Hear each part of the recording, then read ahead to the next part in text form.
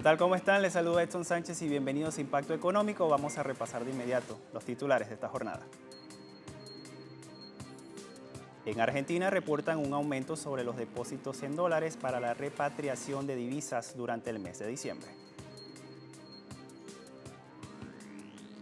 También hablaremos de la industria minera y el impacto para la economía de Perú, según un estudio del Centro Estratégico Latinoamericano de Geopolítica, el CELAC. Y el presidente de Estados Unidos, Donald Trump, propone retrasar la fase 2 del acuerdo comercial entre Washington y Beijing en Economía 360. Los detalles.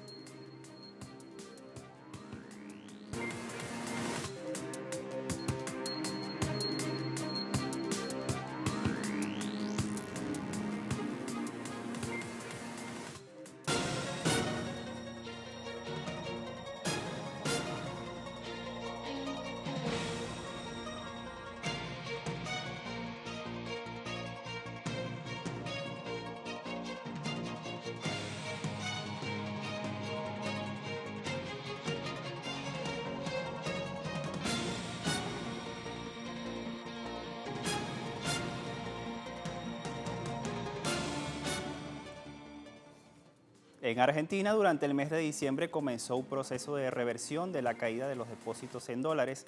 En términos concretos, en este último mes de 2019, crecieron los depósitos por la repatriación de divisas al país.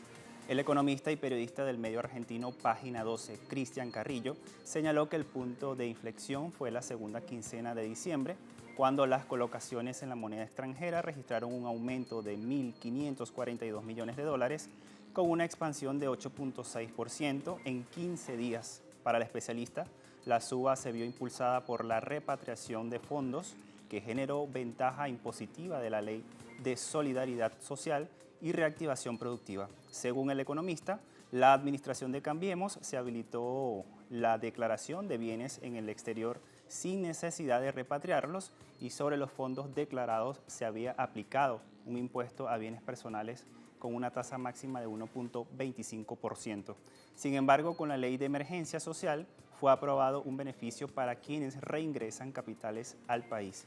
Quienes mantengan bienes en el exterior, el impuesto se elevó a 2.25%.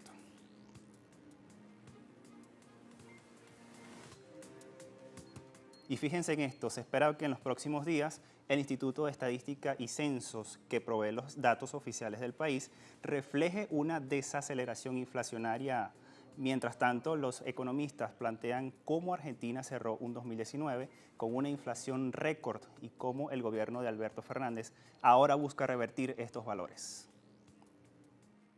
En el país, a pocos días de asumir una nueva gestión de gobierno, los especialistas vislumbran una pequeña baja inflacionaria, luego de cerrar diciembre con un índice de precios al consumidor del 4% y una inflación que superó el 50%, la más alta desde 1991. Hay que decir que terminamos con prácticamente 55% anual el 2019. Tiene que ver con el impacto que tuvo el salto cambiario, la devaluación brutal vivida desde abril del 2018 en adelante, y en segundo lugar los tarifazos. Esas son las dos grandes fuentes de propagación inflacionaria que la Argentina tuvo. Los expertos consultados sostienen que el escenario actual es diferente y estiman una desaceleración inflacionaria para el cierre de enero de 2020, provocada en principio por la estabilidad y control del tipo de cambio dentro del mercado. Es un escenario donde tenemos un control estricto del mercado cambiario, donde el dólar está contenido y controlado, donde hay límites para el atesoramiento en divisas, y al mismo tiempo hay un congelamiento de las tarifas. Consecuentemente, las dos fuentes principales del proceso inflacionario están paradas. Consecuentemente, debería haber una tendencia a la baja. La posible merma inflacionaria, dicen los entrevistados, que podría basarse en las medidas implementadas tras aprobarse la Ley de Emergencia Económica, aunque insistan que a partir de marzo, tras la revisión del congelamiento de tarifas, deberán realizarse nuevos controles y acciones para reactivar la economía. Cuando hablamos de inflación, de devaluación, parece muy abstracto, pero la realidad es que los argentinos y las argentinas la estamos pasando mal. Hay un fuerte empobrecimiento de la población, la clase media también está muy mal.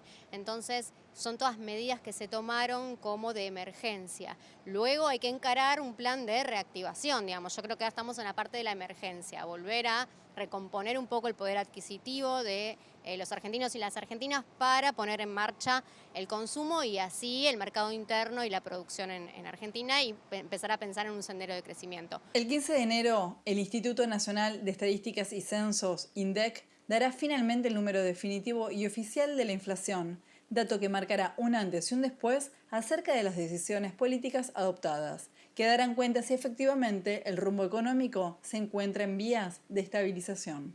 Marina Pañuti, Telesur, Buenos Aires. La tasa inflacionaria al cierre de 2019 en México fue la más baja registrada desde los últimos 4 años y la segunda desde el año 2000. El índice nacional de precios al consumidor en diciembre pasado subió 0.56% en contraste con noviembre. La inflación anual en el país se ubicó en 2.83%, la segunda más baja desde el año 2015. Según el Instituto Nacional de Estadísticas y Geografía, en diciembre de 2018 el índice de precios había quedado en 0.70% y la inflación anual fue de 4.83%. La tasa de 2019 estuvo dentro de las metas fijadas por el Banco de México, cuyo rango anual estuvo en 3%. Por grupos de actividades económicas, los precios de las actividades primarias descendieron 1.09%, los de las secundarias crecieron 0.40% y los de las actividades terciarias 0.85% mensualmente.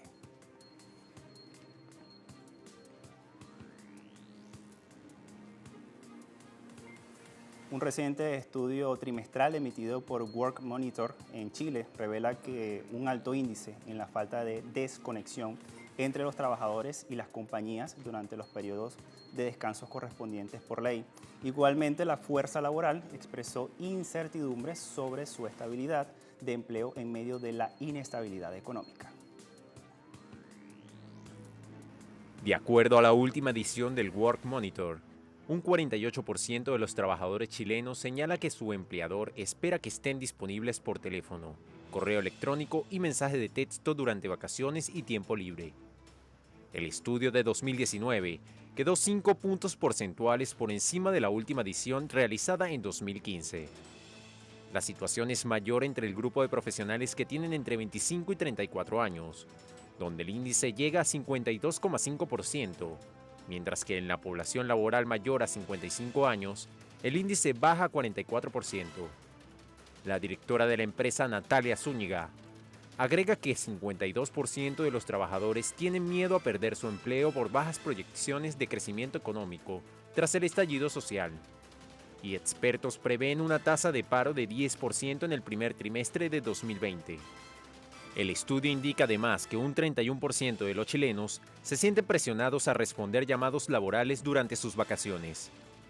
La especialista Zúñiga considera que no es saludable que las personas ni sus líderes piensen que los integrantes de su equipo deben estar disponibles las 24 horas del día.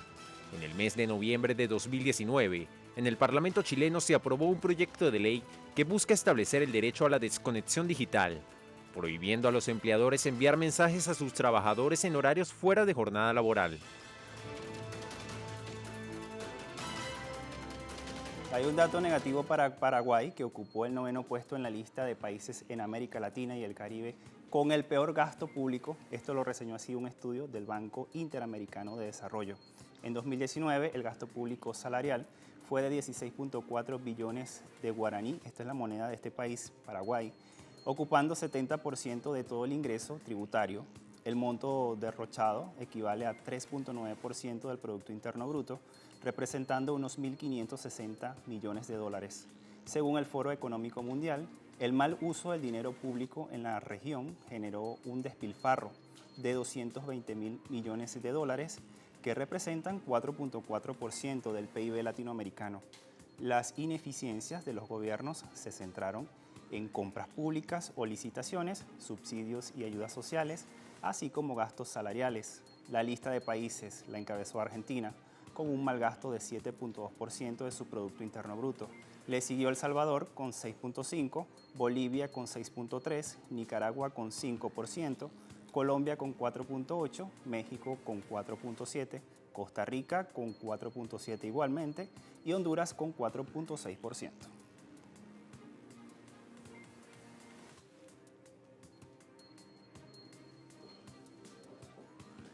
La industria minera en Perú y su impacto económico vamos a estar analizándolo al regreso de esta primera pausa. No se aparte que volvemos enseguida.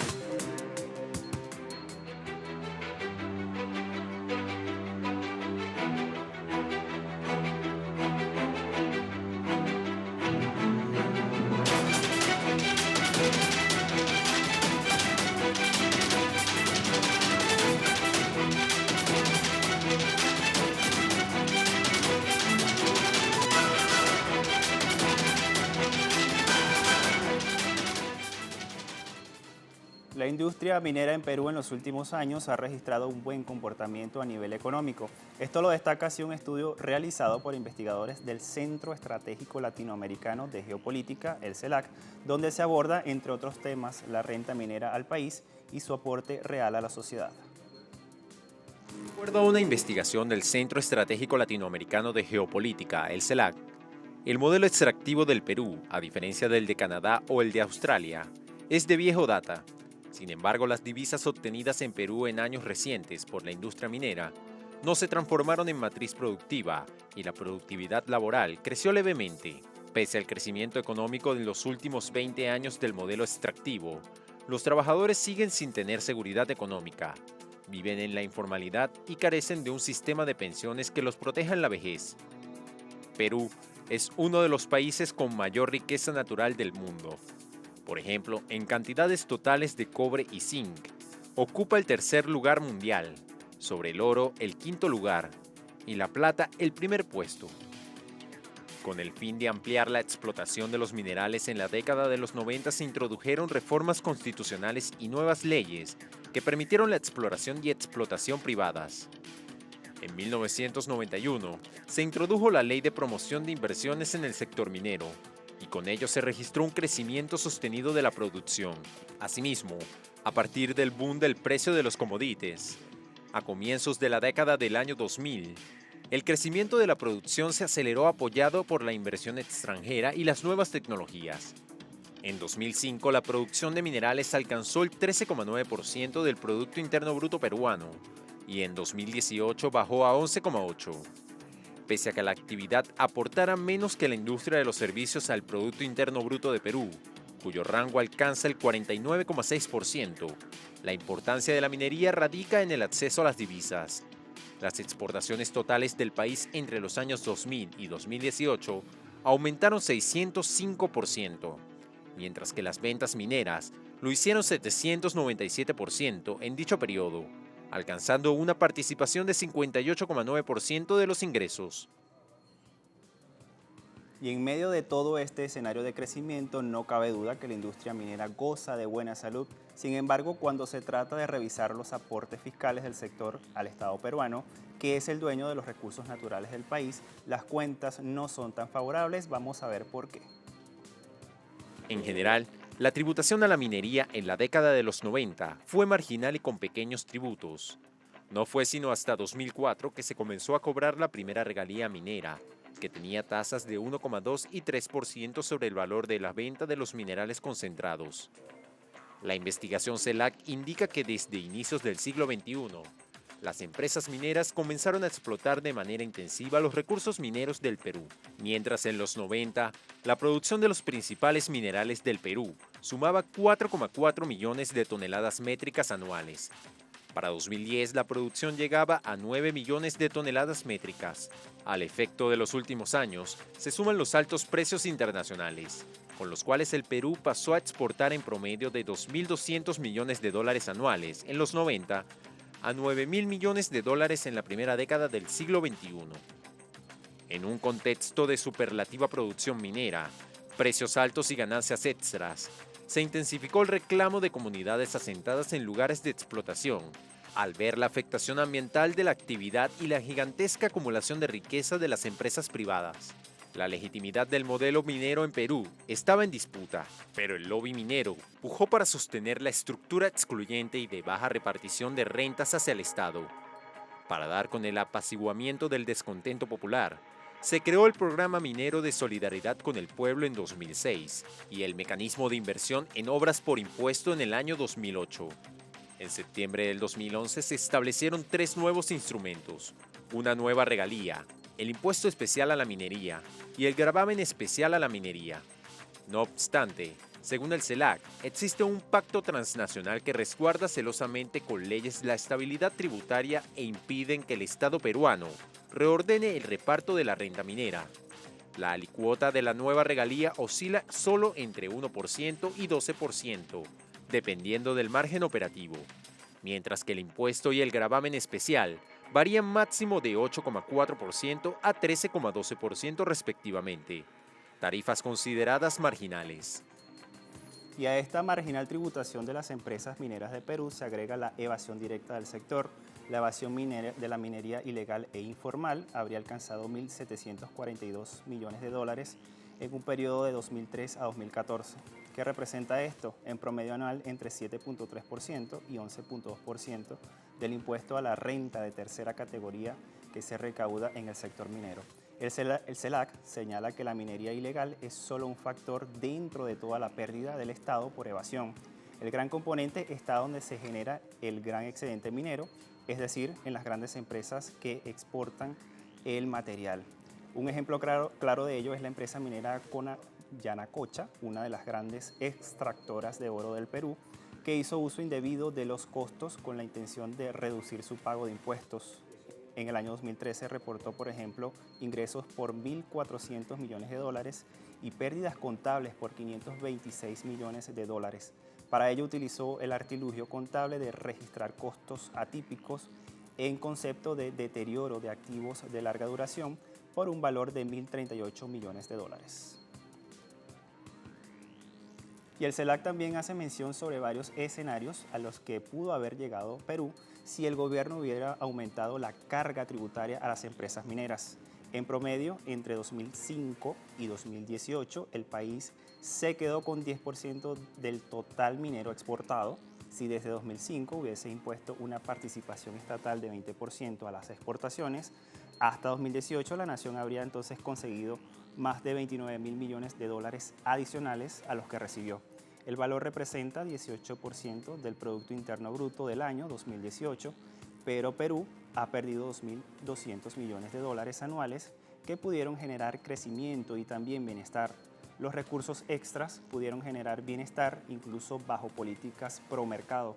De acuerdo con el CELAC, con los dólares ahorrados anualmente, se podría dotar de mayores reservas para que el sistema financiero privado pueda expandir el crédito al sector privado, estimular la inversión y mejorar las condiciones de vida de la población.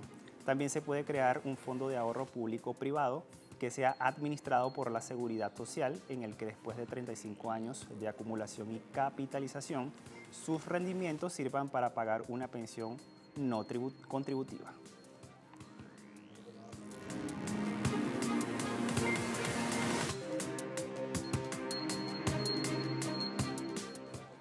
Y el presidente de Estados Unidos, Donald Trump, propone retrasar la fase 2 del acuerdo comercial entre Washington y Beijing después de las elecciones presidenciales de Estados Unidos. Vamos a ver más detalles en la siguiente historia. El presidente de Estados Unidos, Donald Trump, dijo que su administración comenzará a negociar pronto la fase 2 del acuerdo comercial entre Estados Unidos y China, pero destacó que le gustaría esperar hasta después de las elecciones presidenciales de Estados Unidos que se llevarán a cabo el próximo 3 de noviembre. El mandatario estadounidense alega que esperar hasta esta fecha dará tiempo para negociar un mejor trato. Y comenzaremos de inmediato a negociar la fase 2. Tomará un poco de tiempo. Creo que me gustaría esperar para terminarlo hasta después de las elecciones, porque al hacerlo creo que podríamos hacer un trato un poco mejor, tal vez uno muchísimo mejor. Las declaraciones del inquilino de la Casa Blanca se producen después que China confirmó que el viceprimer ministro Liu He visitará Washington la próxima semana para firmar la primera fase del paquete comercial, que según Trump cubriría aproximadamente el 50% de los objetivos de Estados Unidos. En este sentido, se espera que el pacto disminuya los aranceles y aumente las compras chinas de productos agrícolas, energéticos y manufacturados de Estados Unidos, al tiempo que aborda algunas disputas sobre propiedad intelectual. Y Boris Johnson logró este mismo jueves lo que durante mucho tiempo pareció imposible. Todo esto tras años de divisiones. Los diputados británicos aprobaron en una sesión histórica el acuerdo para sacar al Reino Unido de la Unión Europea el próximo 31 de enero. La Cámara Baja del Parlamento británico aprobó formalmente el acuerdo de Brexit con 330 votos a favor y 231 en contra. El texto pasará la semana que viene a la Cámara de Lores, donde tampoco debería encontrar contratiempos. Se prevé que el proceso concluya con la firma de la reina Isabel II el 22 o el 23 de enero. Después de que el Reino Unido abandone la Unión Europea, las autoridades británicas deberán negociar un nuevo acuerdo comercial con el bloque comunitario en un periodo de 11 meses, un tiempo muy escaso, según la opinión de la presidenta de la Comisión Europea, Ursula von der Leyen. En ese contexto, la funcionaria europea advirtió que no dará tiempo a negociar un tratado profundo y que habrá que priorizar solo algunas áreas.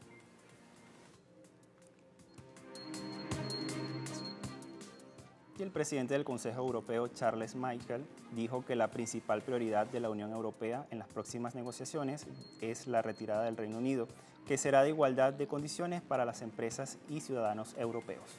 Michel señala que la Unión Europea ha demostrado en los últimos años la posibilidad de garantizar la unidad de los Estados miembros del bloque. Las declaraciones de Michel se producen durante un encuentro que sostuvo con el primer ministro de Croacia, Andrej Plenković, cuyo país ahora ocupa la presidencia rotativa de la Unión Europea. Ambos líderes también discutieron el Brexit hasta el próximo presupuesto del bloque comunitario y las negociaciones de ampliación en curso de la Unión Europea.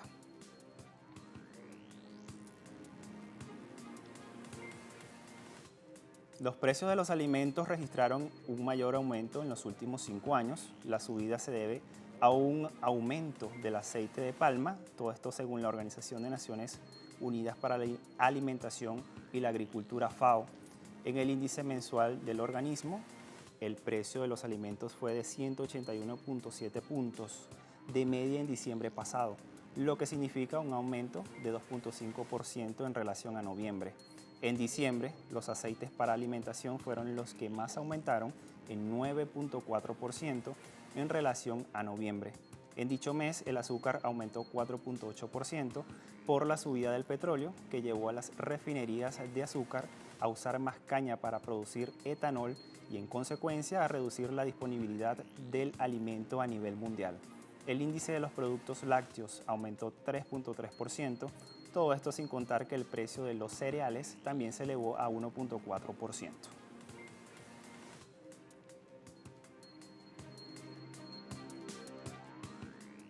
La Comisión Anticorrupción de Malasia, MAC, dijo tener en su poder 9 audios de conversaciones del ex primer ministro Najib Razak y su esposa con altos funcionarios que los relacionan con el desfalco del Fondo 1 de Malasia Development Bar. Según el jefe de la MAC, Latefa Koya, las grabaciones se realizaron durante los primeros 7 meses de 2016, aunque solo fue a principios de este año cuando fueron transferidas a dicha entidad. Koya aseguró que los audios son auténticos y por sus implicaciones de alto interés público por estar relacionados con la seguridad nacional. Indicó también que los materiales serán entregados a la policía y a las agencias relacionadas para una investigación más exhaustiva y complementarán las evidencias en los juicios contra Najib. La trama de corrupción del Fondo 1 de Malasia Development salió a la luz pública en 2015 cuando una investigación periodística expuso el desvío multimillonario desde el fondo estatal a las cuentas privadas de Nayib, quien en ese entonces era mandatario malasio.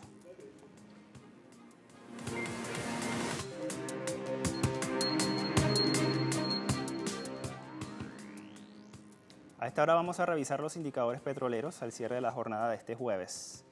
Vamos a ver. El barril de petróleo de Texas marcó $59.39 el barril y subió 0.39%. El barril de Brent de referencia en Europa se ubica en $65.35 el barril y tiene una baja de 1.40%.